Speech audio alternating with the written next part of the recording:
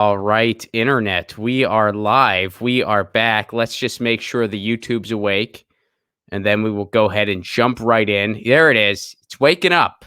It's waking up. The internet is giving me permission again to surface and to just do my thing. Welcome everybody to Get Your News On with Ron. We got a special edition going on. That means I got a guest. You know, I've been doing the Sounds of Revolution interview series where I talk to musicians about the world and about the state of the affairs. And this guy is he's been on the show before. We talked about his book, The Humorless Ladies of Border Control. Fantastic book. You got to pick it up if you haven't yet. He's also a solo performer, and he tours in one of my favorite bands of all time, the Hold Steady. Please welcome back to the show, Mr. Franz Nicolay. Franz, how you doing? Good. Thanks, So Ron. you're up in the Bay Area. I know you're with your family and stuff. Thanks for taking a few minutes out of your day to chat with me. So I gotta say this, man, but we'll start with a little bit of Hold Steady chat if you don't mind. First of all, you guys are going to be in Los Angeles for 3 nights. Well, assuming the world is back. Yeah, I mean, I know everything's yeah. up for grabs. But if the world is back, you guys are going to be in Los Angeles when I'm on the East Coast, which I'm super bummed out about. You're doing 3 nights in Highland Park, and I'm going to be touring the East Coast for all 3 of them. So I'm pretty bummed out about that. But so the new record, Thrashing Through the Passion, I have not absorbed it quite yet as much as I've absorbed past records, but I've listened to it a few times, and it's a little more kind of full bandy, a little more multi-instrumental. And having listened to your solo stuff, I got the vibe from the record that there was a little more Franz Nicolay in the songwriting. Is that accurate? Is that not accurate? I think it's all spread. It's spread around 4 ways in the band more than it was in the old days. You know, me and Tad and Steve are all submitting. You know, basically we all send demos to. You know, we're writing at a distance now, so we're all sending demos to Craig. You know, through Dropbox, and he picks the ones that he vibes with, and yeah, I mean, there's just more people in the band, and it's an open door creatively. So maybe that's what you're hearing. Okay, so is it like you guys are all the melody guys, and then Craig's the lyric guy? We write the music, and Craig writes the lyrics. Yeah, that's right. Okay. So is there did you are you kind of enjoying the new vibe a little more or a little less, or is it about the same, or where's that for you? It's a lot of fun. It's super easy, super chill. You know, we're in this, you know, we've said it in a couple different venues, but we're in a situation right now as a band where we're trying to only do the things that are fun and not do the things that are not fun. And part of that, you know, one of the things that's fun is writing new music and making it a continual process of writing new music, as opposed to being stuck on an album cycle where, you know, you're in a rush to write a bunch of new songs every 2 years, and then you can't write anything new while you're promoting that record. So now we're in a situation where we're writing and recording a handful of songs every couple months, which is super fun. That's the part that's the most exciting for me, the writing and recording of new songs. So I've heard Craig talk about this formula, but I wanna get your take on it as well. And I've heard him talk about it in different interviews. But one of the things that the Hold Steady's been doing in recent years is you guys will go to a city and you'll play a few nights in that city. And, you know, so you'll play a smaller venue, a little bit too small for you guys, but you'll do a couple nights. So you spread the folks out, and then you go to a different city a little bit later. When did that start? Like as opposed to the typical rock model of you're in a different town every night. The story that Craig says when we're asked that question is that it started with a residency at the Horseshoe in Toronto, which was when I was still not back in the band yet.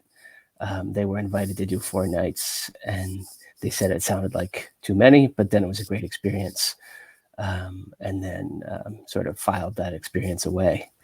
It makes sense for us, you know, to play it just works for us. It makes it a special experience for us in the same way that it's a special experience for people coming out, because we're not doing it every night. And you're not getting us on night 25 of a 32 night tour, you know. So let's get to you a little bit. I've read your book, and again, for anyone who hasn't checked it out, it's a fantastic read. It's a really good. It's one of those things. It's definitely like a tour journal in many ways, but you get into history and you get into the political environment of the places you're at, and there's just so much going on there. And I read it, and I was just like, wow. Franz is a really, really smart dude. So that's why I really wanted to talk to you about the state of affairs. So what's kind of your take on what is going on contemporarily in the United States right now? Not just with the pandemic, but just, bigger picture as well. I'm not sure that I have a take, unfortunately, Ron. It's all happened very quickly. I'm in my apartment with 2 young kids. I have a wife who's a full-time professional. And so, and I teach part-time. And so to the extent, I'm just sort of on day-to-day, day-to-day system, keeping up with things here, and trying not to spend too much time thinking about the world outside, as long as I don't have to. Of course you can't avoid it. But if I have to start thinking about, is it going to be like this for another month, or is it going to be like this for another 6 months, or realistically, is it going to be like this for another year until there's a vaccine? That way lies madness. So one day at a time. Yeah, no kidding, man. What do you miss the most? It's funny to think back on. It seems like an entirely different world a month ago, right? I'm surprised to find how much I miss hanging out with people in person, because I'm not someone who always thinks of myself as an extremely social animal. But yeah, getting together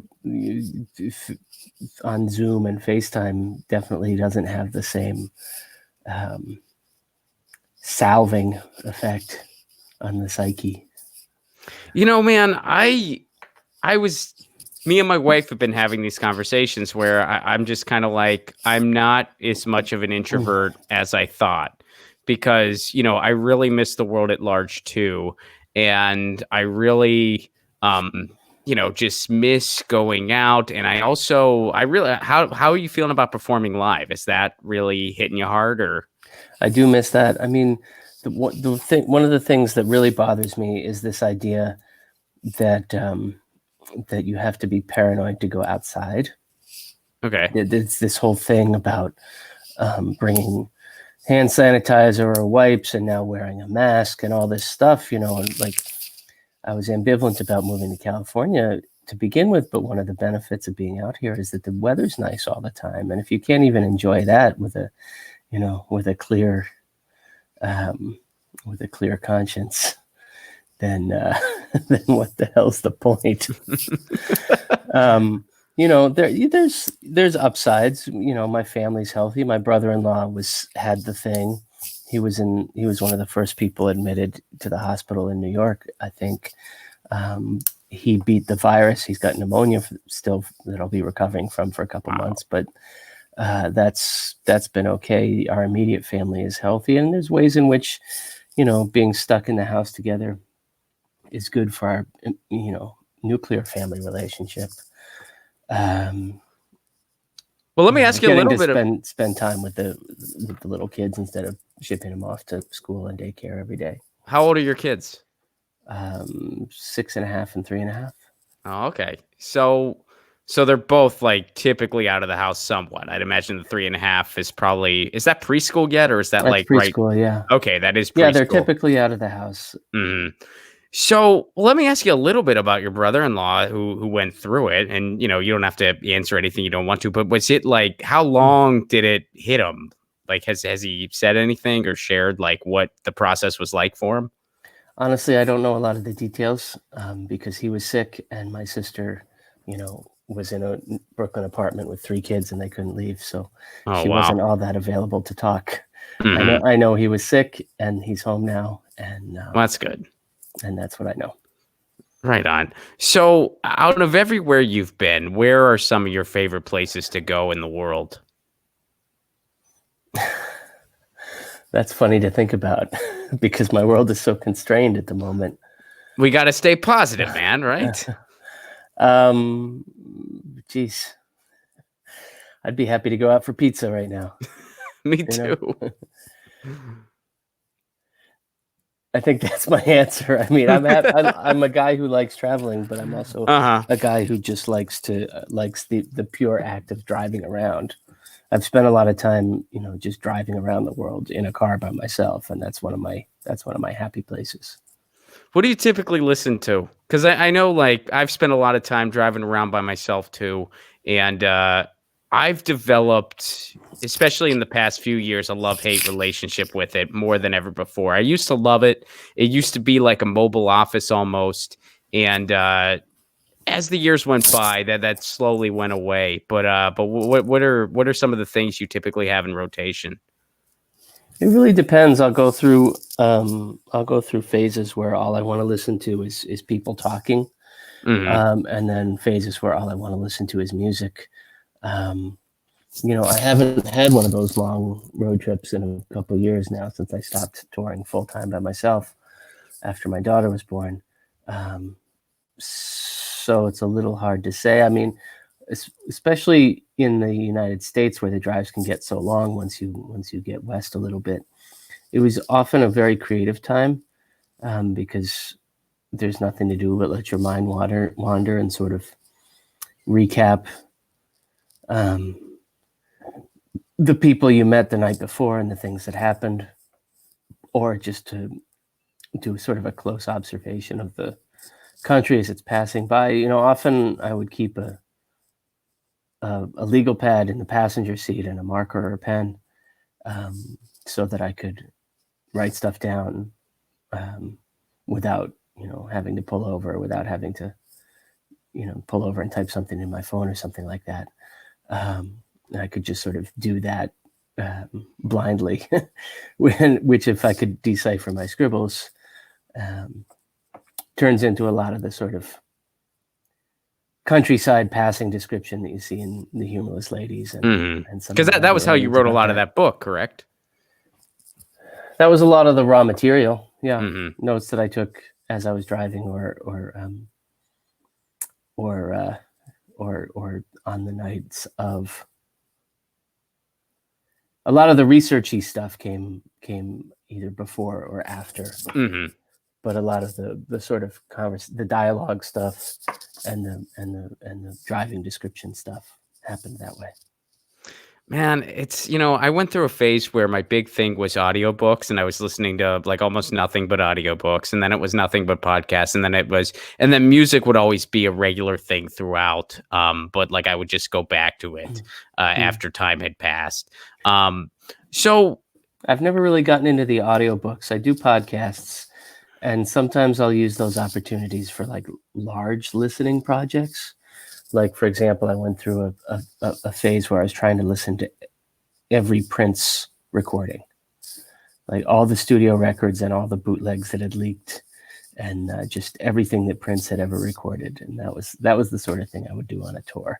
How far did you get? I'm driving around. I mean, I don't have obviously there's a lot of stuff that has never been released, but there's there's thousands of songs that have been bootlegged in various versions.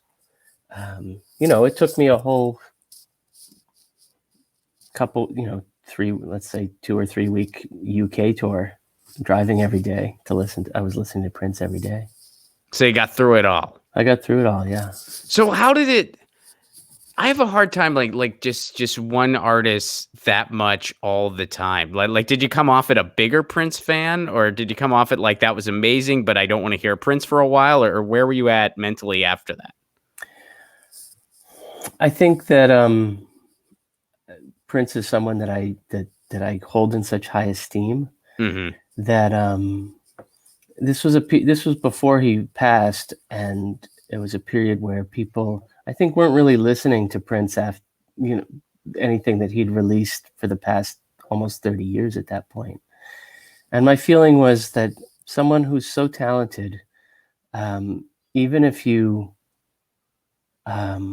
think that their best work is behind them, or their most absolute, like, volcanically creative period is behind them, there's something it's usually the case that there's still something there.